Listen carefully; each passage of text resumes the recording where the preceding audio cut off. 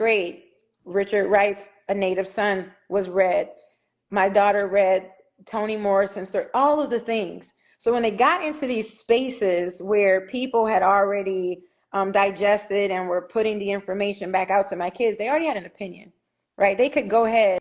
This world is, whether we like it or not, is on a currency of information. Mm-hmm. It depends on what information you feed, right? So there were TV shows on one end that my kids wouldn't be able to watch, right? Because I used to say this is bubblegum for the brain. Video games before 10 years old is trouble, right? And I would tell my parents, put that shit in the trunk and stop it. It really does rewire kids' brain. And if you don't think it's true, look at what we have, a pandemic of kids with ADHD who can only focus on the things that bring them immediate high, right? And so it is incumbent for parents to be a capital P parent, particularly in the first 10 years, right? And my kids never, and they still don't have TVs in their bedrooms. My kids don't drink pop. When you have boys in particular, you have to feed them a diet that's heavy in protein early on because their sugar will spike. That all goes into, by 10 years old, the person is made.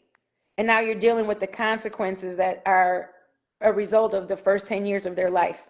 And so for me, there wasn't anything that would have stopped me from being a mom. That's my first job. That's the best job. That was the only job.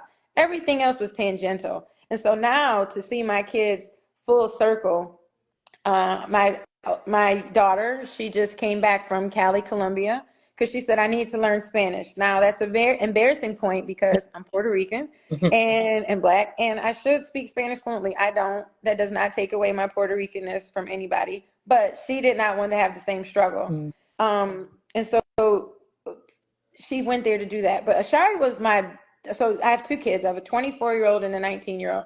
And my son, he was reading by 4. He could program computers. Like, he was the Renaissance man. There wasn't a run, a sport, or anything. He was doing algebra, 5th or 6th grade. He could be the one who's doing the headstands and then turn around and say, here's what it is.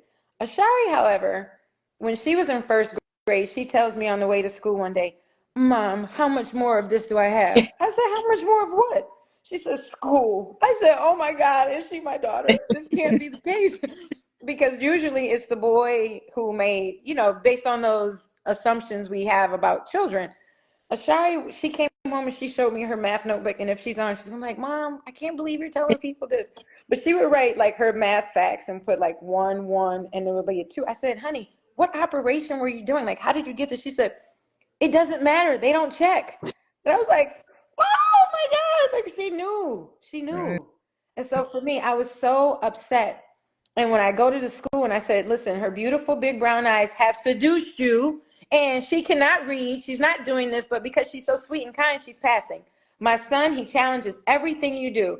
He breaks into the things that he's not supposed to with technology, sure. But he has poor grades because you don't like how he mouths you. These are two separate issues, but either way, you're lying to me and I'm calling you on your crap. Right? So my son, he went to 9 different schools by the time it was all said and done. We had to homeschool him. I mean, when I tell you it was just a horrible tragedy, but that's ultimately what led up to me deciding I can't do this any worse than anybody else. Right? So it was like, look, I'll try my best. I can't do this any worse than anybody else based on my lived experience. And as it turns out, my son, when we homeschooled him in 7th grade, he scored 1,300 on his SAT. He said, what does that mean? I said, that means your black ass can go to college right now is what it means. He said, is that what that means? I said, yeah, like you're lopsided because your English is better than your math. But I did my job, right, in terms of making sure that they could talk back like the rest of them and all the things. But for me, it was also the second piece to it, not making sure that just academics were there. At some point, we moved from Buffalo, New York to the suburbs of Prince George's County. Love it here. But that was for me, right? I grew up in Buffalo, New York, where while it wasn't a deep, dirty city like that, I still got to ride the metro independently, and I didn't have like adults over me. When we have the suburban kids who don't have independence to freedom to think, that's a problem. And so, again, please don't hang up, guys. I didn't want soft kids. I needed my kids to be able to go ahead and handle themselves in Ward 8 because I couldn't make them feel the pain of what it meant to grow up kind of poor in the city, right? And so when we talk about those stories where you had to take your grandma's food stamps to the store and come back with change or else, right? Today's children don't have those lived experiences to go to the corner store and experience the adventure of what happened going and coming back. And so we moved our kids from a cushy suburb into Ward 8. And that's really where they earn their stripes. And so as a parent, people were like, you did what? I said, I know. However, my kids learned what they needed to know about life. When you put those two things together and you set them across that path, you know, you give the kids, life isn't sheltered. Right. And I understand that parents want to give their kids better, but we really need to assess what better is and how better plays out down the road. My kids can handle themselves in any situation.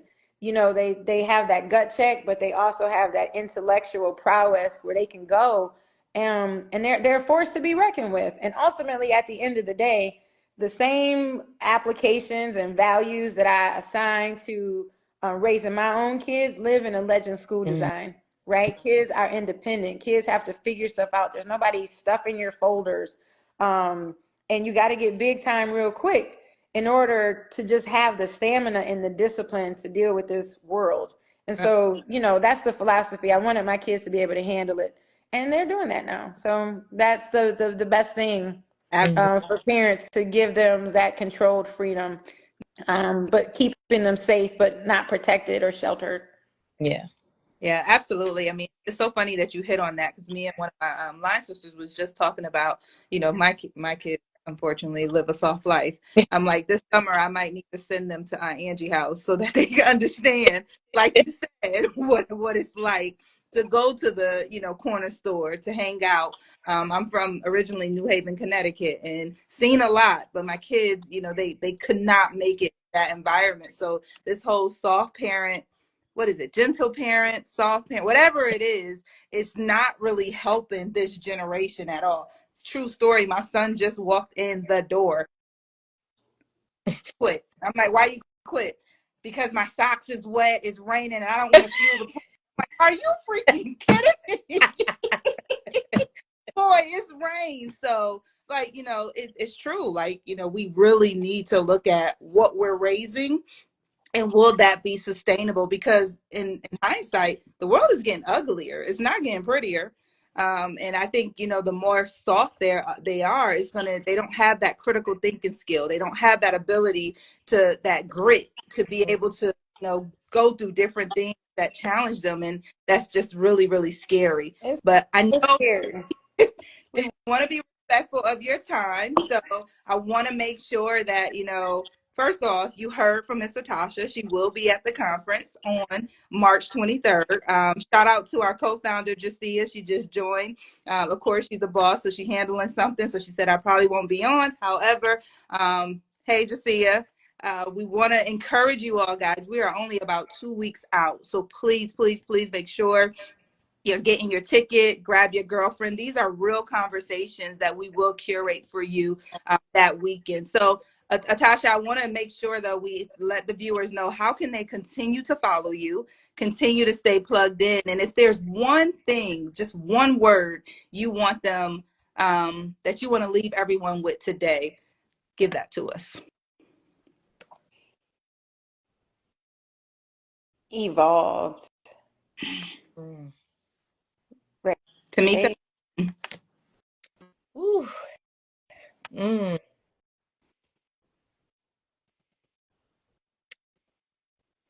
Hunger, I think.